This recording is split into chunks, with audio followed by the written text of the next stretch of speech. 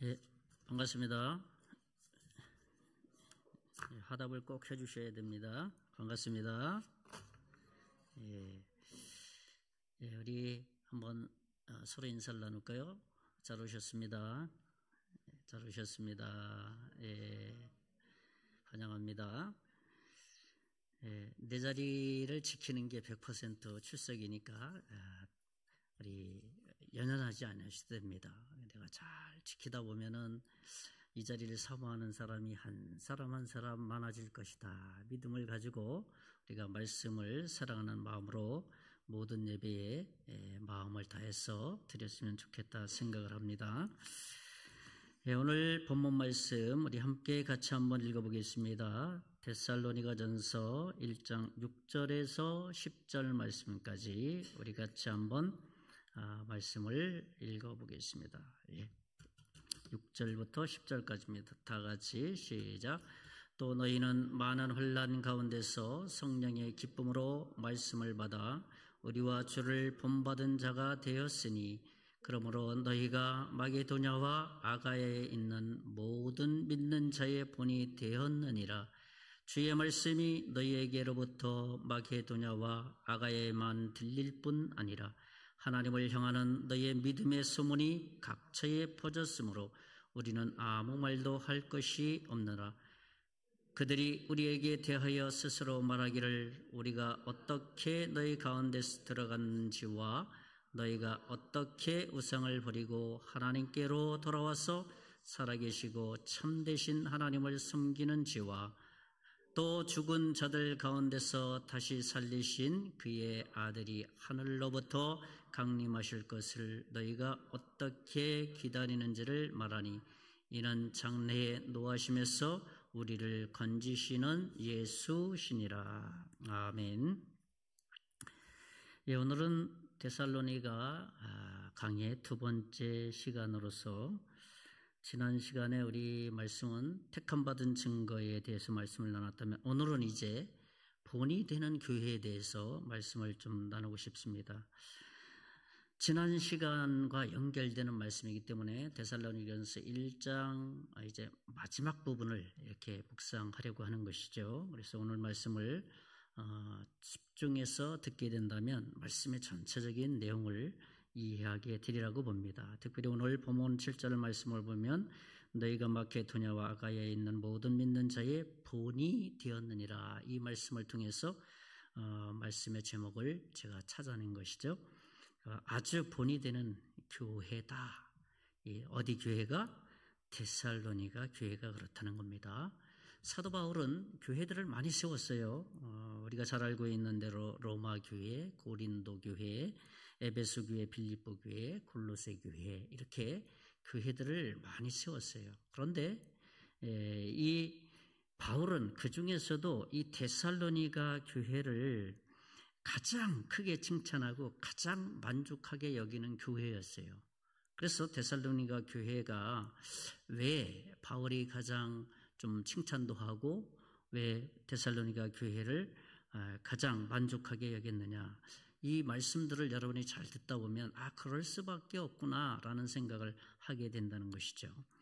오늘 말씀은 그런 면에서 모범적인 교회, 이 데살로니가 교회에 대한 말씀을 좀 자세하게 우리가 좀 생각해 봤으면 좋겠다 생각을 합니다. 우리 한국교회에도 한국에도 교회들이 얼마나 많이 있는지 모릅니다. 도시에는 뭐 그냥 십자가들이 그냥 다닥다닥 붙어 있죠. 어떤 교회 윤리상 교회와 교회의 개척 거리는 한 200m 이상 교회를 개척하게 돼 있는데 교파들이 다 다르니까 같이 옆에도 있고 이웃사촌처럼 좋은 현상입니다. 그러나 정말 어떤 교회가 되느냐 하는 것이 중요합니다. 그렇죠? 우리 정선에만 해도 여기 정선읍에만 해도 교회들이 참 많이 있더라고요. 보니까 우리가 교회를 이렇게 출석하고 예배하고 신앙생활하는 그 터전을 그 교회가 성경적인 교회냐, 하나님의 말씀 위에 바로 세워져 있는 그러한 교회냐, 교회관이 바로 세워져 있는 교회냐 하는 것은 굉장히 우리 신앙, 나의 신앙에 결정적인 영향을 끼칠 수밖에 없다는 겁니다. 오늘날과 같이 교회의 권위가 추락하는 정말 이 시대가 가면 갈수록 어제가 다르고 지난해가 다르고 올해가 다르고 교회들이 그렇다는 거예요. 세속화되어 간다는 겁니다. 계속 추락을 해 간다는 것이죠. 지금 우리는 그래서 더더욱 급변하는 이 시대에 살고 있습니다. 현대에 AI 시대, 그렇죠? 인공지능 시대에 살고 있고, 이제 최근에는 챗 GPT 그 시대에 살고 있어요. 그러니까 챗 GPT에서 딱 들어가서 내가 원하는 거 다 물어보면 다 질문에 대한 답을 해줘요. 심지어는 저도 한번 이렇게 물어봤어요. GPT한테 이 데살로니가전서 1장 1절에서 5절 사이에 근거로 강의 설교 좀 한번 해줘라 그랬더니만 쫙 그냥 금방 데이터들이 훅 나옵니다. 그리고 또 심지어는 내가 생각하기에는 이거 틀린 것 같은데 성경적인 본문도 다른 것 같은데 어딜 근거로 얘기하느냐 이렇게 서로 주고받으면서 논쟁을 해서 결국은 챗 GPT가 고개를 숙이는 일들이 나옵니다. 그 정도로 우리는 최첨단의 시대를 살아가고 있어요. 급변하는 이 시대. 우리나라는 더더욱 그렇지 않습니까? 세계적인 IT 나라 아닙니까? 우리가 살아가는 이 시대, 교회도 급변하는데 이 시대에 우리가 어떻게 발맞추어서 교회가 거기에 따라갈 수가 있겠어요? 그래서 교회들이 세속화되는 이유는 자꾸 세속회에 따라가다 보니까 본질이 가려져 있고 세속적인 것이 교회 안에 오다 보니까 비본질적인 세속적인 이 방향, 분위기, 가치관들이 들어와서 교회를 이렇게 조직화돼서 조직적으로 움직이는 교회가 많아지고 있다는 겁니다. 참 경계해야 될 부분이라고 생각을 합니다. 교회가 세속화되지 않는 가장 중요한 원리가 어디 있냐면 내 자신이 복음의 터 위에 말씀의 터 위에 바로 서 있는 거예요. 그러니까 내가 그 말씀 위에 바로 서 있는 그 교회가 이 교회라면 우리 정선중앙교회라면 그 정선중앙교회가 세속화에 쫓아가지 않고 세속화를 이끌어갈 수가 있는 겁니다. 그렇잖아요. 매일 급변해요. 그러나 성경 하나님 말씀은 변하지 않아요. 내 신앙생활이 변하지 않아요. 말씀의 토대 위에. 그러니까 이 하나님의 말씀의 그 시야를 가지고 세상을 바라볼 수 있는 겁니다. 그래서 영향을 많이 받지 않습니다. 그래 챗GPT 그래 정말 AI 아무리 인공지능 인간이 나온다 할지라도 우리는 그것을 믿음 안에서 바라볼 수가 있다는 것입니다. 그런 면에서 오늘 데살로니가 교회는 우리에게 굉장히 중요한 말씀, 교회의 본이 되리라고 생각을 합니다. 그래서 본이 되는 교회 첫 번째가 뭐냐 하면 말씀이 살아있다는 겁니다. 무슨 얘기입니까? 말씀이 살아있다는 것은 말씀 중심의 교회라는 거예요.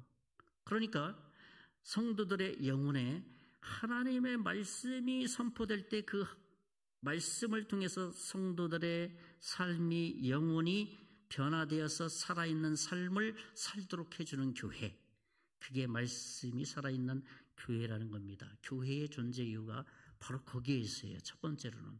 두 번째로는 하나님의 생명의 복음을 증거하는 데 있습니다. 전도하는 데 있다는 겁니다.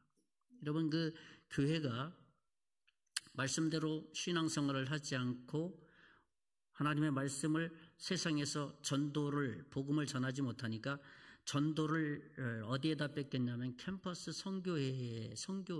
선교회들이 많이 생기잖아요. 거기에 뺏긴 거예요. 그래서 파라처치라고 말해요. 선교회들은 캠퍼스에 많은 선교회들이 있습니다. 선교단체들이.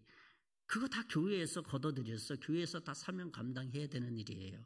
그래서 교회에서 캠퍼스를 파송해야 되고 교회에서 간사를 세워서 파송해서 교회가 할 역할들을 파라처치가 아니라 온전히 교회에서 처치에서 하나님의 말씀을 전할 수 있는 그러한 일들을 우리 한국교회가 다시 회복해야 된다는 것이죠. 말씀 그대로 전해지는 변질되지 않는 순수성을 유지하는 교회가 말씀이 살아있는 교회입니다. 그것이 바로 오늘 본문에 나와 있는 데살로니가 교회라는 겁니다. 8절 말씀 제가 읽어드립니다. 오늘 데살로니가서 1장 8절에 보면 주의 말씀이 너희에게로부터 마게도냐와 아가야에만 들릴 뿐만 아니라 하나님을 향하는 너의 믿음의 소문이 어디에요? 각처에 퍼졌으므로 그 다음에 뭐라요? 우리는 어떻게 해요? 아무 말 할 것이 없다. 그러니까 바울 일행은 데살로니가 성도들을 생각하면 할 말을 잊어버린 거예요. 야, 내가 뭐 전했던 예수 그리스도의 복음 변질되지 않고, 그리고 또 예수 그리스도의 복음의 그 말씀을 여기에 보니까 어디요? 마케도냐와 아가야에까지 내가 예수님을 만나서 내 삶이 변했다. 유대교는 아직도 예수님 오지 않았다 그러더라. 내가 거기서 개종한 이유가 거기에 있다. 그러면서 예수님을 증거했어요. 그 당시 아가야라는 것은 그 당시의 사람들이 땅끝이라고 생각을 했어요. 아가야라는 지역을. 그렇죠. 그런 그것까지 소문이 났다는 것입니다. 얼마나 예수 그리스도의 복음의 터 위에 서 있는지를 우리 데살로니가 성도들, 데살로니가 교회에서 분명히 찾아볼 수 있다는 겁니다. 그 안에 한번 잘 보세요. 교회를 구성하는 사람들이 교회 안에 있는 성도들이거든요. 그 성도들, 데살로니가 성도들의 그 신앙을 보니까 바울이 전한 예수 그리스도의 십자가의 복음을 그대로 가지고 있어요. 열정이 있고요. 내가 만난 예수를 삶 속에서, 삶 가운데서 펼쳐내는 삶을 살았어요. 그리고 아가야에까지, 마케도냐, 유럽과 아시아에 걸쳐서 그 소문이 쫙 퍼졌다는 것입니다. 우리 자신의 신앙이, 믿음이, 복음이 변질되지 않을 때 살아있는 교회가 된다는 것이에요. 이 데살로니가 교회가 바로 그랬다는 겁니다. 6절 말씀을 제가 다시 한번 읽어드립니다. 또 너희는 많은 환난 가운데서 성령의 기쁨으로 말씀을 받아 우리와 주를 본받은 자가 되었으니, 여기에 보면 성령의 기쁨으로 말씀을 받아 그랬다는 거예요. 그러니까 말씀이 살아있는 곳에는 성령의 역사가 따라온다는 거예요. 이 말씀대로 성령의 기쁨으로 말씀을 받았다는 것은 성령께서 내가 말씀을 들을 때, 내가 성경 공부를 할 때, 내가 말씀을 암송할 때, 말씀을 필사할 때, 이게 무슨 뜻인지 모르겠는데 잘 알지를 못해. 지식이 좀 소위 가방끈이 짧아서 잘 이해를 못하는데 말씀을 읽고 듣고 하는데, 그런 거 하나님께서 이 말씀을 통해서 그렇게 살았으면 좋겠구나 하는 마음이 막 와 닿는 거예요. 그것이 바로 칼빈의 주석처럼, 칼빈이 주석하는 것처럼 내 개인의 하나님께서 가르쳐주는 깨달음이라는 거예요. 깨닫게 해줄 때에 가만히 있는 것이 아니라 그 말씀에 내가 한 번이라도 삶 속에서 반응해 가는 거예요. 반응. 그러니까 살아내 보는 거예요. 그러니까 우리는 왜 말씀에 순종하지 못하냐면 꼭 그 흑백 논리, 100점 아니면 0점처럼 생각하기 때문에 내가 살지 못하면 어떻게 하면서 안 살아. 하나님의 말씀, 신앙생활은 그런 흑백 논리가 아니에요. 100점, 0점이 아니에요. 내가 하나님의 자녀로서 최선을 다해서 살아가다 보면 실수도 하고 실패도 하고, 실패할 때 내가 이렇게 연약하구나 하면서 하나님 의뢰하게 되고, 내가 또 이것보다 내가 어떻게 이것을 깨달았지 하면서 이럴 때 좀 조심해야 돼, 내가 교만하지 말아야지 하는 그 경각심을 갖게 한다는 거예요. 얼마나 역동적이에요. 하나님과 우리의 관계가 그래서 굉장히 긴밀한 교제 관계지, 성경책이 검은 것이 글씨고 성경책이 표지가 검은색이고 금색이고 그런 것, 그게 아니라는 거예요. 말씀을 대할 때 하나님께서 우리에게 알려주신 말씀을 성령께서 내 마음속에서 깨닫도록 해 주신다는 겁니다. 그래서 바울은 에베소서 1장 17절에 무슨 말씀하셨냐면 지혜와 계시의 영을 너희에게 주사 하나님을 알게 하신다. 성령께서 너희에게 주셔서 이 계시를, 특별 계시가 성경 아닙니까? 이 계시의 말씀을 깨닫게 하신다. 에베소 성도들에게 바울이 그렇게 말한 겁니다. 교회는 말씀으로 말씀되게 하는 것이 교회예요. 교회가 대부분 분쟁이 일어나는 대부분의 요인을 찾아가서 이렇게 딱 봐서 보면은 결국은 비본질적인 것에서 문제가 발생이 돼요. 저는 신학을 84년도부터 했으니까 거의 40년 이상 목회를 했는데 이 교회가 갈라지는 것을 수도 없이 봤거든요. 제가 성남에서 살았기 때문에 성남에서 전도사 생활했는데 거기에는 갈라진 교회들이 거의 성남의 교회들이 가득 찬 거예요. 근데 거기에 긍정적인 것이 있고 부정적이 있잖아요. 교회가 많아지니까 긍정적인 거예요. 전도할 수 있는 교회들이 많아지니까. 부정적인 것은 정말 하나님께서 기뻐하시지 않는 방법으로 교회가 나누어지는 것을 원하진 않잖아요.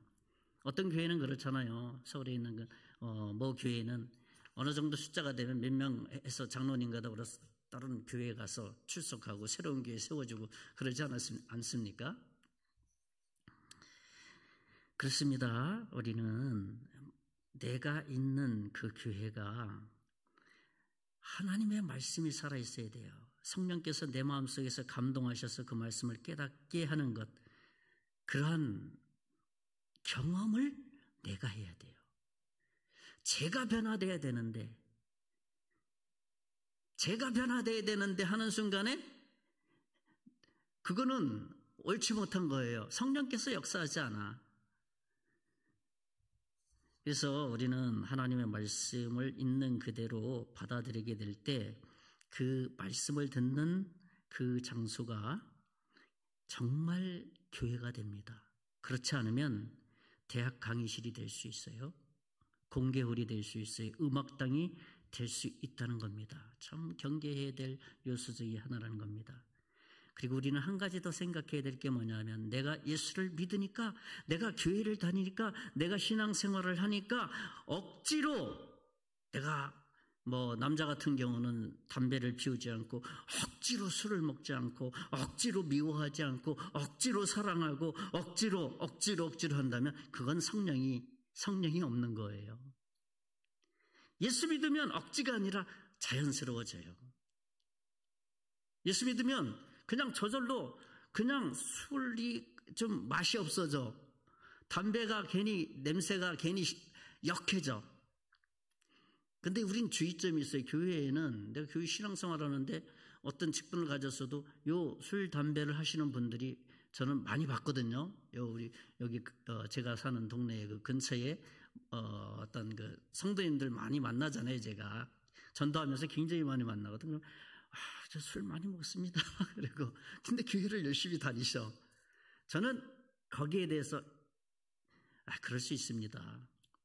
왜 그런 말을 하냐면 아직 예수님을 못 만났기 때문에. 왜 술 못 끊어요? 그러는 순간에 교회와 등을 지게 돼요. 당신이 이렇게 하는데 왜 여태까지 못 끊어요? 몇 년 동안 다녔는데. 그거 비본질적인 걸 싸워서는 안 돼요. 그러면 목회자나 신앙이 성숙한 사람은 그가 예수님을 진심으로 믿도록 기도해주고 옆에서 케어해주고 옆에서 하나님의 말씀대로 살아갈 수 있도록 자꾸 사람이 살다가 보면 그럴 수 있고요. 술도 이렇게 먹을 수 있는데 진짜 신앙이 들어가면 진짜 예수님 믿으면 그거 싹 사라져요. 그것이 진짜 교훈이잖아요.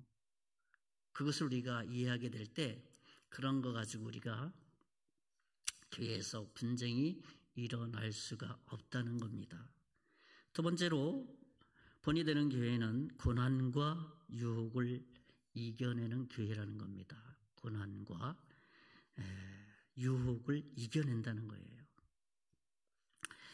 여러 핍박과 사탄의 유혹에도 말씀으로 이겨내는 것을 의미해요. 당시 데살로니가 교회는 성도들은 많은 어려움과 고난 가운데 처해 있었습니다. 그렇게 녹록하지 않았어요, 삶이. 데살로니가 교회에 성도들이 본이 됐던 이유는 바로 어려움과 고난과 사단의 유혹에서도 그냥 우직하게 예수 그리스도의 그 복음을 따라서 살아가고 하나님의 말씀대로 살아갔습니다. 우리 찬송가 중에도 그런 찬송이 있지 않습니까? 336장에 보면 환난과 핍박 중에도 성도는 신앙 지켰네. 이거 그냥 나온 게 아니라 다 찬송가를 자세히 보세요. 찬송가를 계속 모든 찬송가 이렇게 보면 복음이 다 들어있어요. 예수님, 십자가, 구원, 보혈, 십자가가 다 들어있어요. 찬송가 여러분 가사 생각하면서 한번 찬송해 보세요. 모든 것이 다 복음 안에서 축약이 되어 있어요. 데살로니가 성도들은 고난의 강도가 강하면 강할수록 더 많이 흔들려야 되는데 오히려 더 흔들림이 없었어요. 고난이 찾아올 때 역설적인 믿음의 삶을 살았어요. 오늘 본문 말씀 6절을 다시 한번 읽어봅시다. 아마 의미가 있기 때문에 제가 자꾸 다시 해서 반복해서 읽는 겁니다. 같이 한번 읽어봅시다. 시작. 또 너희는 많은 환난 가운데서 성령의 기쁨으로 말씀을 받아 우리와 주를 본받은 자가 되었으니. 많은 환난 가운데, 많은 환난이라고 얘기했잖아요. 그렇죠? 이 환난이라는 이 단어는 어느 때 사용했냐면 이 포도주를 만들기 위해서 포도를 막 따서 포도주를 그 포도주 틀에 그냥 확 집어넣어서 굉장히 그 으스러뜨리기 위해서 압축하잖아요. 그렇죠?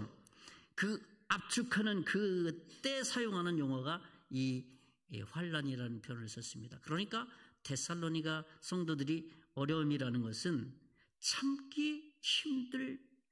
참기가 어려울 정도로 고난을 당했다는 거예요. 그럼에도 불구하고 어떻게 했습니까?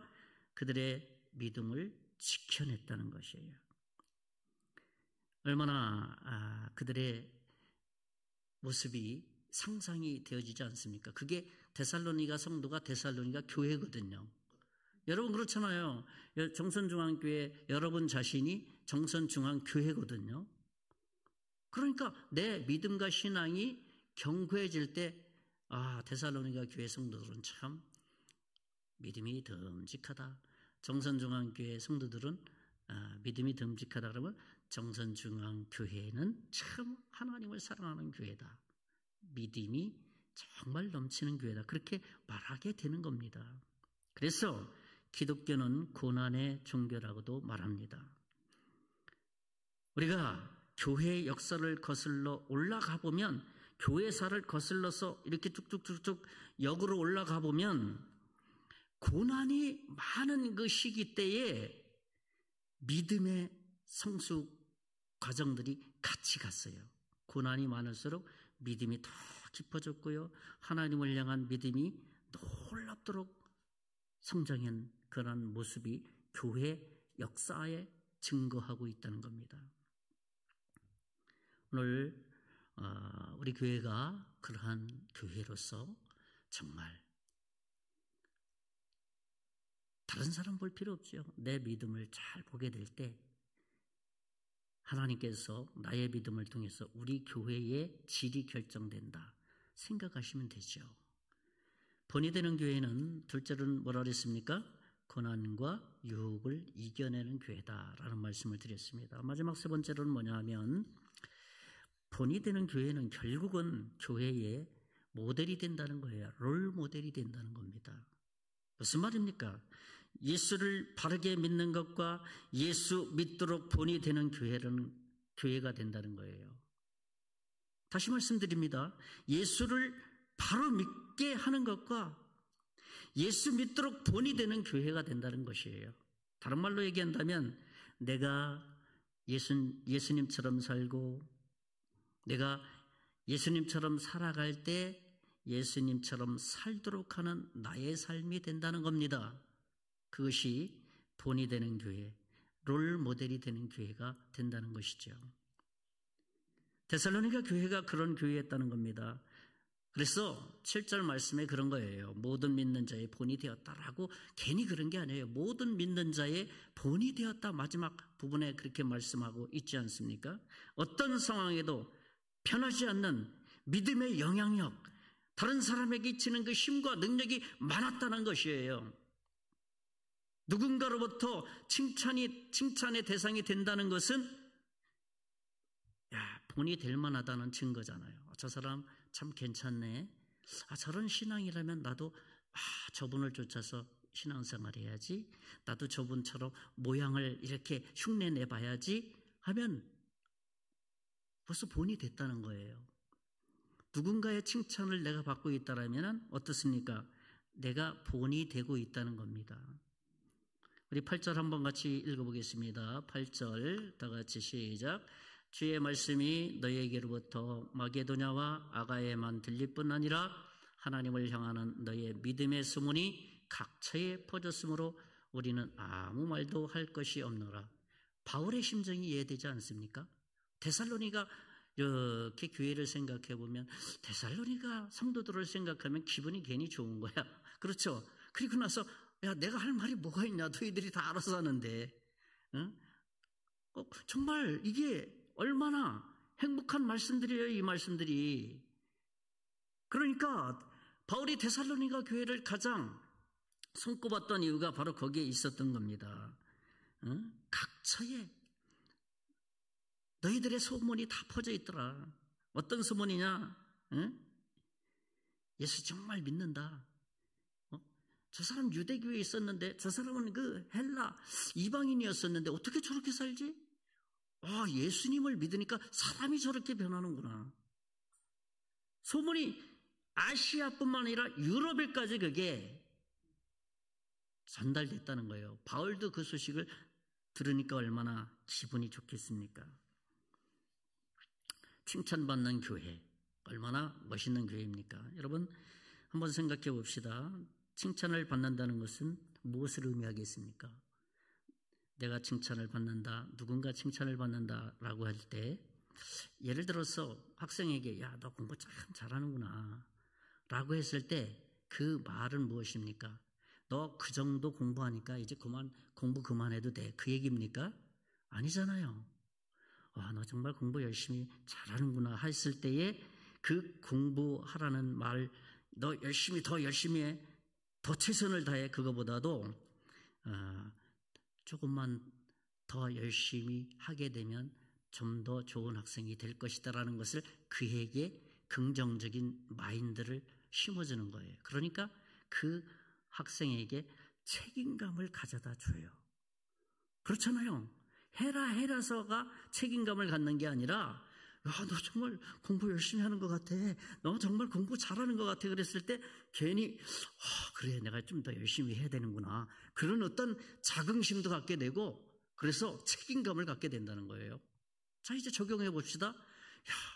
우리 어느 집사님, 어느 성도님, 어느 장로님, 정말 하나님 앞에 정말 신앙생활 잘하시고 믿음의 본이 되는 것 같아 라고 그런 말을 듣게 될 때 어떻습니까? 기분이 나쁘겠어요? 좋겠어요? 목사님 괜찮은데요? 라고 저한테 얘기한다면 제가 기분 나쁠 이유가 하나도 없잖아요. 그렇잖아요. 저는 항상 어떤 마음을 갖자, 어떤 칭찬을 받는다라면 항상 그래, 더 조심해야지, 교만하면 안 되지, 이걸 먼저 떠올리거든요. 그러면 교만한 마음으로 가려고 그랬다가 어떻게 해요? 밑으로 쑥 떨어져. 그래서 하나님, 예수 그리스도 복음의 터 위에 바로 서게 돼요. 복음으로 돌아온다는 거예요. 그렇죠? 그렇습니다. 우리는 칭찬받는 성도가 되어야 됩니다. 내가 칭찬받는 성도가 될 때 교회가 칭찬을 받는 겁니다. 그 소문이 번져나갈 때 그 청선중앙교회 괜찮다 그러더라가. 그래도 거기 한번 가보고 싶다. 그렇잖아요. 그냥 한번 와보는 거지. 와서 말씀 듣다 보니까 괜찮은 게 맞구나. 그래, 예배 끝나고 나니까 그냥 이렇게 서로 인사도 해주고 보담아주고 아는 척도 해주고 말이야. 이렇게 그것이 바로 하나님이 기뻐하는 모습이라는 겁니다. 우리 마지막으로 6절, 7절 같이 한번 더 읽어봅시다. 6절, 7절입니다. 6절 시작. 또 너희는 많은 환난 가운데서 성령의 기쁨으로 말씀을 받아 우리와 주를 본받은 자가 되었으니 그러므로 너희가 마게도냐와 아가야에 있는 모든 자의 본이 되었느니라. 6절 마지막 절이나 7절 마지막 절에 어제 주를 본받는 자 되었다. 7절 마지막 절에도 뭐라 그랬습니까? 믿는 자의 본이 되었다. 그러니까 데살로니가 교회 또 하나 찾아보면 예수님의 본을 따라서 사는 거예요. 예수님의 발자취를 그대로 걸어가기를 힘썼던 거예요. 그러니까 예수의 마음을 내가 본받으려고 했었고, 예수의 말씀대로 잘 배우기를 힘썼고, 예수의 말씀대로 내가 잘 훈련되기를 즐거워했고, 그래서 예수님께서 걸어갔던 그 발자취를 내가 좀 부족하지만 실패도 하지만 그러나 최선을 다하려고 하나님 앞에서 애쓰니 그 모습이 좋았더라. 그런 얘기예요. 그것이 바로 믿는 자의 본이 되었다. 그런 얘기입니다. 본이 되는 교회의 첫째는 성도 개개인이 본이 되는 삶을 살아내는 거예요. 살아가는 거예요. 다시 한번 말씀드립니다.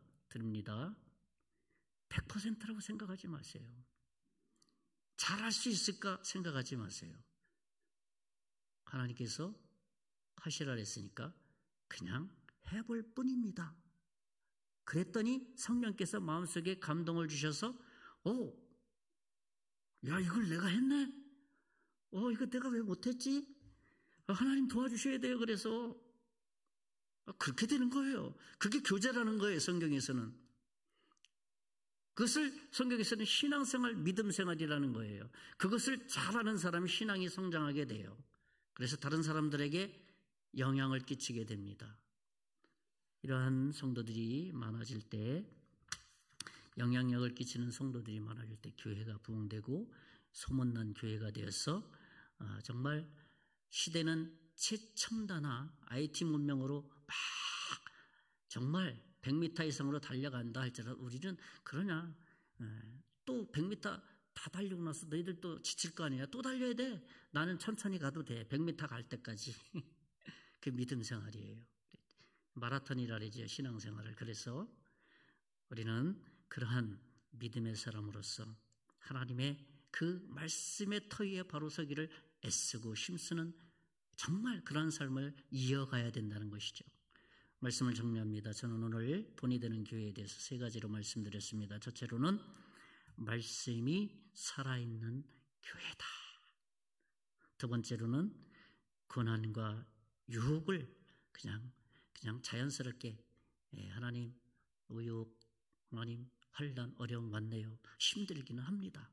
그러나 주님 이기심을 주실 줄 믿습니다. 그렇게 넉넉하게 이겨가는 교회라 했습니다. 그래서 결국은 롤 모델이 되는 교회라고 말씀을 드렸습니다. 이제 남은 3일간도 우리의 삶이 본이 되는 예수님을 드러내는 그런 삶이 되어서 주일 낮 예배를, 주일 주님의 날을 기대하는 저와 여러분 되시기를 예수님의 이름으로 축원의 말씀을 드리겠습니다.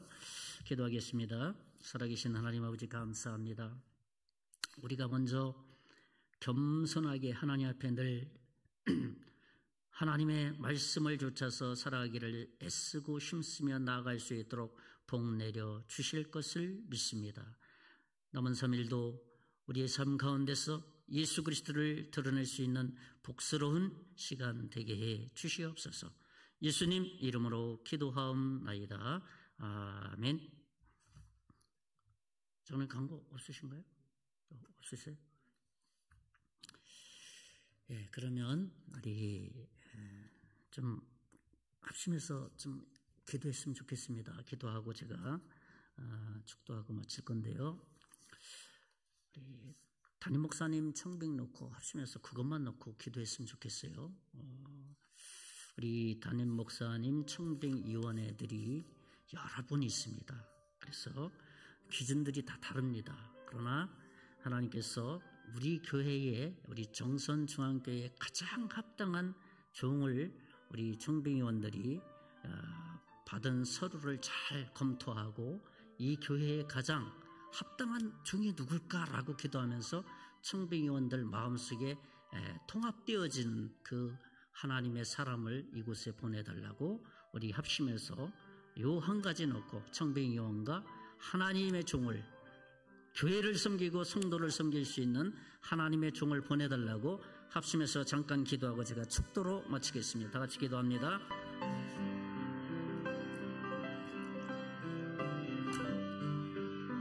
살아계신 하나님 크시고 이디하십니다. 능력이 많으십니다. 이 교회에 필요한 하나님의 종을 선정하고 선택하는 가운데 있습니다. 우리 청빙위원들 한 사람 한 사람 가운데 성령 하나님께서 임재하여 주시고 모든 절차 하나하나를 주님이 주장해 주시기를 간절히 빌고 원합니다. 아버지 하나님이여, 도착한 모든 서류들을 검토해 나갈 때 영적인 시야를 주시고 아버지 하나님의 세속적인 시야로 바라보는 것이 아니라 믿음의 시야로 바라보아서 우리 교회에, 우리 정선중앙교회에 가장 합당한 주의 종이 누군가를 그런 영적인 시야를 가지고 모든 서류들을 하나씩 꼼꼼하게 살필 수 있도록 주여 은총을 더하여 주시기를 원합니다. 기도하게 해주시옵소서. 기도하지 않으면 어떻게 영적인 시야가 생길 수 있겠습니까?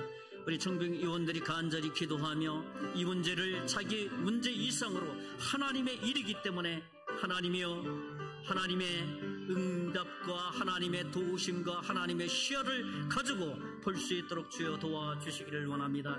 그러는 가정 가운데 하나님이여 하나님의 종을 아버지 하나님이여 우리가 선택할 수 있도록 인도해 주시고, 그래서 교회를 겸손히 섬길 수 있는 하나님의 종을, 하나님의 사람을, 하나님의 말씀을 전하는 하나님의 종으로 이곳에 보내주시기를 간절히 빌고 원합니다. 우리 주의 성령이 역사해 주시옵소서. 예수님 이름으로 기도합니다. 이제는 우리 주 예수 그리스도의 은혜와 하나님의 극진하신 사랑과 성령님의 감화감동, 역사, 위로, 충만하심이 오늘 말씀을 듣고 돌아가는 모든 성도들 머리 위에, 그 가정 위에, 그 사업 위에, 앞으로 예수 믿고 구원받을 하나님의 자녀 위에, 특별히 우리 정선중앙교회 위에 이제로부터 영원토록 함께 계실지어다. 아멘.